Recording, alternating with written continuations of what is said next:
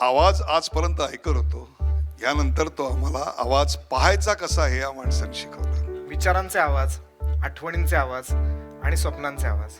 त्रिज्याचा पूर्ण sound track हा या 3 शब्दांभोवती बेतलेला आहे. त्रिज्याचं आणखी एक वैशिष्ट्य म्हणजे 100 मिनिटाचा चित्रपट आहे, पार्श्वसंगीत नाही.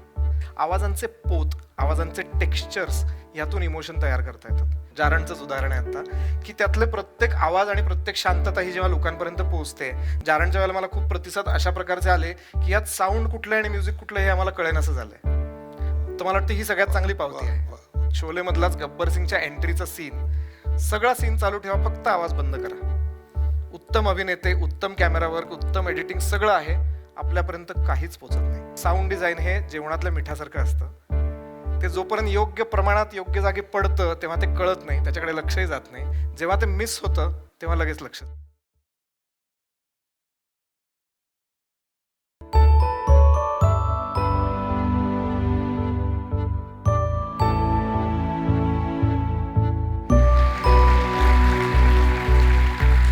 आवाज आजपर्यंत ऐकत होतो, यानंतर तो आम्हाला आवाज पाहायचा कसा हे या माणसाने शिकवलं.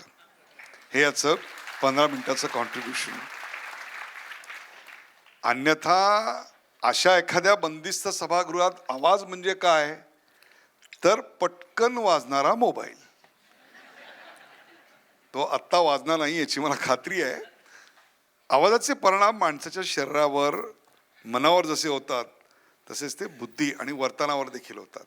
आणि म्हणून तर चित्रपटामध्ये सर्वात महत्त्वाचं अंग म्हणून साऊंड डिझायनिंग याला शासन पातळीवर सुद्धा पारितोषिक दिलं जातं. पण कथेमध्ये जसा हिरो असतो, हिरोईन असते, विलन असतो, साईड हिरो असतो, अँटी हिरो असतो, दीज आर कॅरेक्टर्स. तुमच्या त्रिज्या या चित्रपटामध्ये sound has become a character. आपण पहिले एक करूया, त्या चित्रपटातलं एक दृश्य पाहूया आणि त्यावर त्यांचं भाष्य ऐकूया. लाव रे तो व्हिडिओ.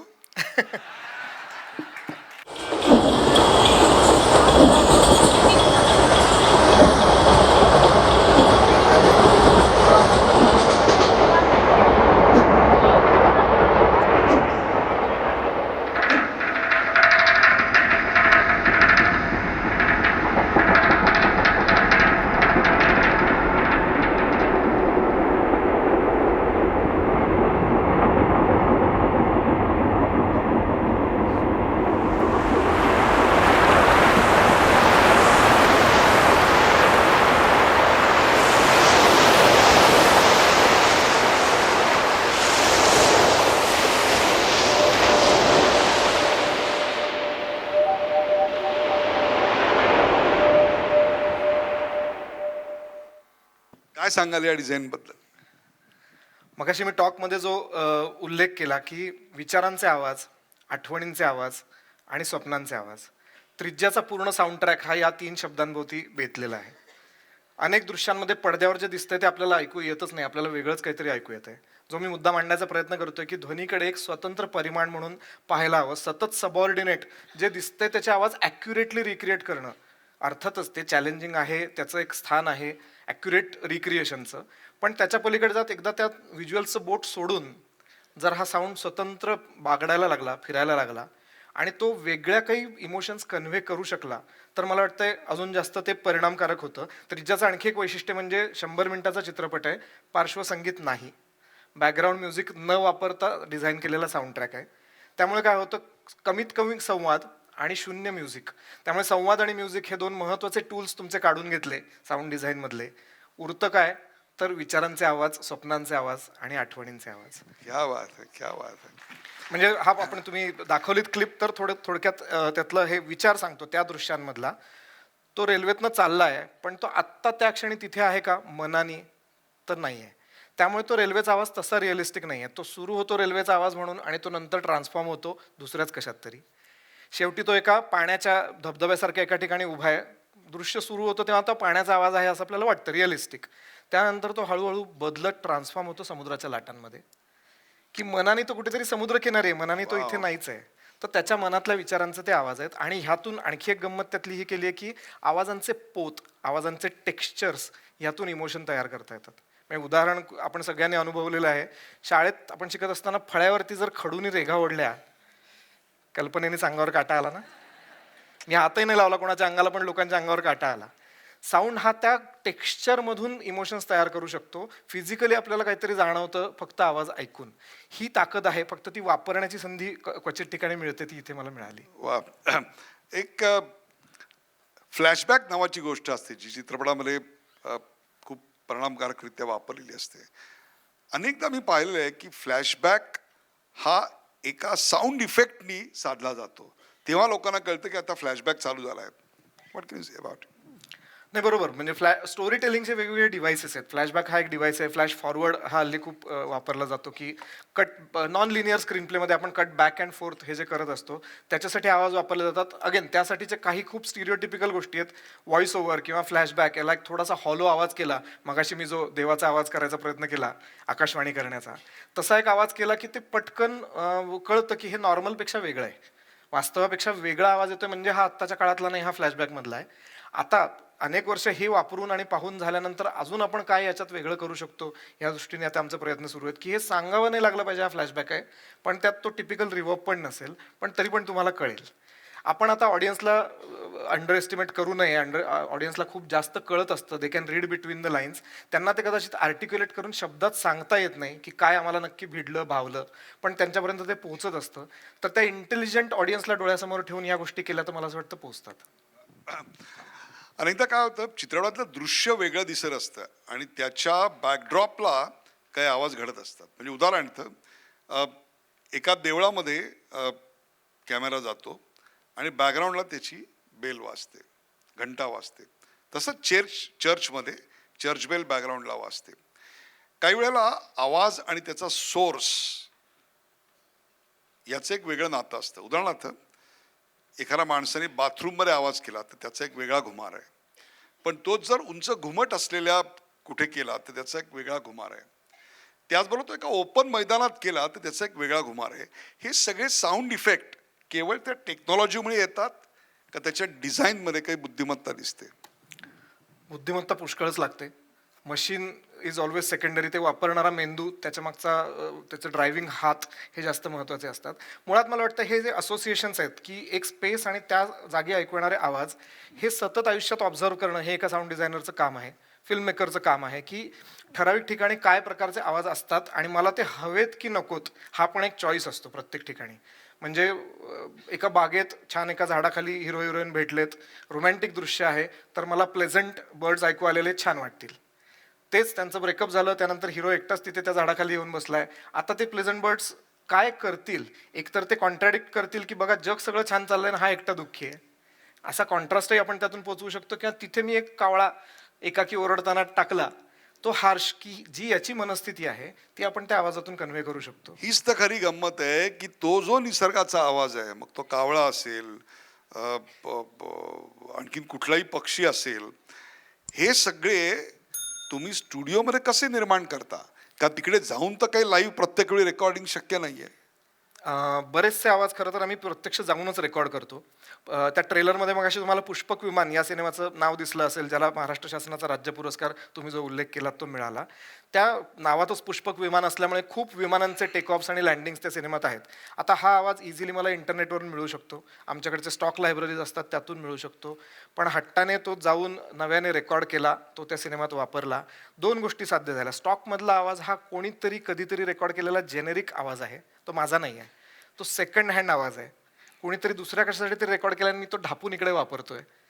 ॲज ऑपोज टू हा आवाज जो मी स्वतः जाऊन स्वतःच्या हातात माईक धरून रेकॉर्ड केला आहे. सो हा फ्रेश आहे, ऑथेंटिक आहे आणि त्यांनी त्या गोष्टीमध्ये एक इमोशन ॲड होतंय, जे मला वाटतं त्या राज्य पुरस्काराच्या ज्युरींपर्यंत पोहोचलं आणि त्याला अवॉर्ड मिळालं. वा. की एक एक्स्ट्रा मेहनत घेऊन आपण जेव्हा करतो ते जास्त ऑथेंटिक होतं.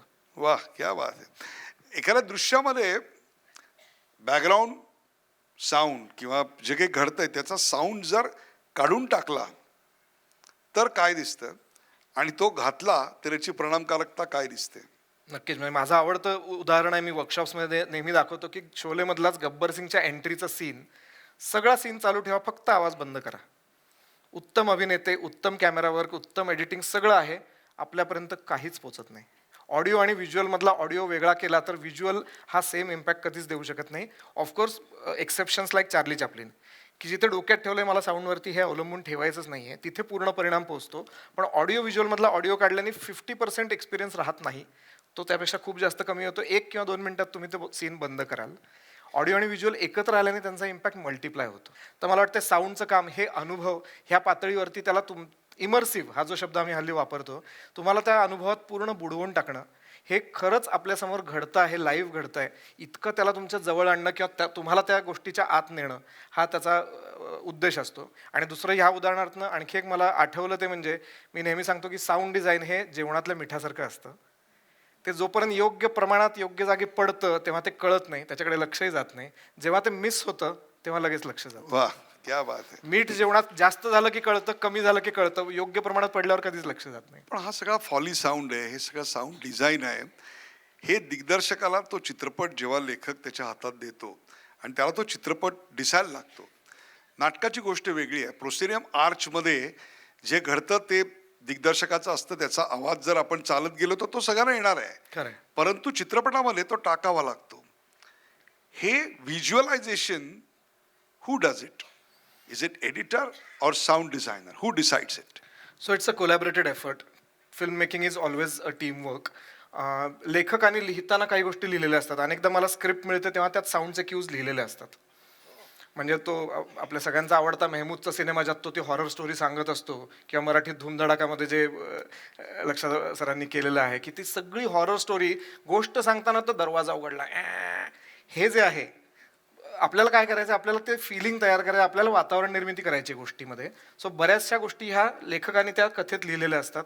दिग्दर्शकाने त्यातल्या काही सिलेक्टिव्ह गोष्टी प्रत्यक्ष एक्झिक्युशनमध्ये आणलेल्या असतात, काही स्वतःच्या 4 गोष्टी त्यात ॲड केलेल्या असतात.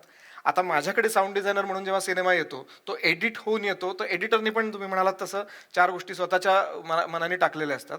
आता मला ह्या सगळ्यातनं चांगलं जे आहे ते निवडायचं आहे आणि जे कमी आहे ते मला माझ्या पदरचं टाकायचं आहे. सो खूपसे डिसिजन्स हे कोलॅबरेटिव्ह असतात. एखादी गोष्ट मी केली आहे म्हणून मला आवडते, मला मजा येते, आणि दिग्दर्शकाला दाखवल्यावर तो म्हणतो नाही रे एवढं काय नाही. कधी कधी उलटं होतं, मला असं वाटत असतं की इथे नको आहे, तो म्हणतो नाही हवं आहे, इथे एक साऊंड टाक. सो ते बॅक अँड फोर्थ चालू असतं. त्यातनं जेव्हा आपल्या सगळ्यांना मजा येते असा सिनेमा तयार होतो आणि पुन्हा तो रिलीज झाल्यानंतर लोकांनाही आवडतो. जारणचंच उदाहरण आहे आता, की त्यातले प्रत्येक आवाज आणि प्रत्येक शांतता ही जेव्हा लोकांपर्यंत पोहोचते. जारणच्या वेळेला मला खूप प्रतिसाद अशा प्रकारचे आले की यात साऊंड कुठलं आणि म्युझिक कुठलं हे आम्हाला कळेनासं झालंय. तर मला वाटतं ही सगळ्यात चांगली पावती आहे. अनेकदा हे जे फॉली साऊंड आहे, साऊंड डिझाईन आहे, त्याचं प्रत्यक्ष असणं आम्हाला विदेशातल्या चित्रपटांमध्ये खूप जास्त जाणवतं, परंतु आपल्याकडच्या चित्रपटांमध्ये मात्र अजून त्या साऊंड डिझायनिंगला पूर्णपणे वापर केलेला दिसत नाही. का असं होत असावं?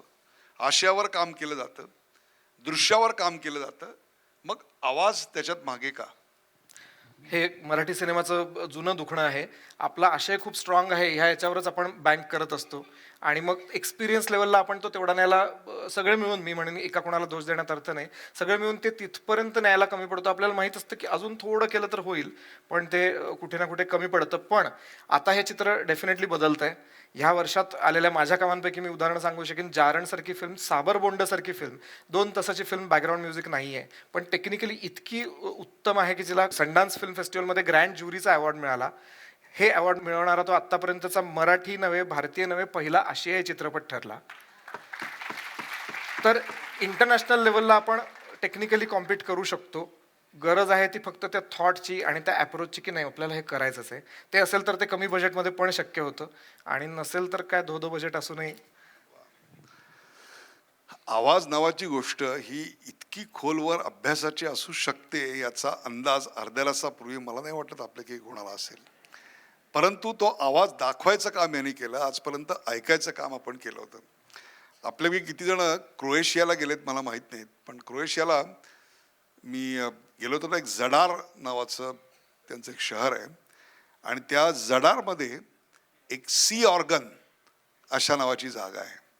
मेडिटेरियन सीमध्ये तिथल्या कलावंतांनी, स्थापत्यशास्त्रज्ञांनी एकत्र येऊन समुद्र किनाऱ्यावर खडकांची अरेंजमेंट अशी काही केलेली आहे की जेव्हा लाटा येतात तेव्हा त्याच्यावरती जी भोकं केलेली आहेत त्यातून हवा बाहेर पडते आणि त्यातून ऑर्गनचे सूर बाहेर येतात. वा.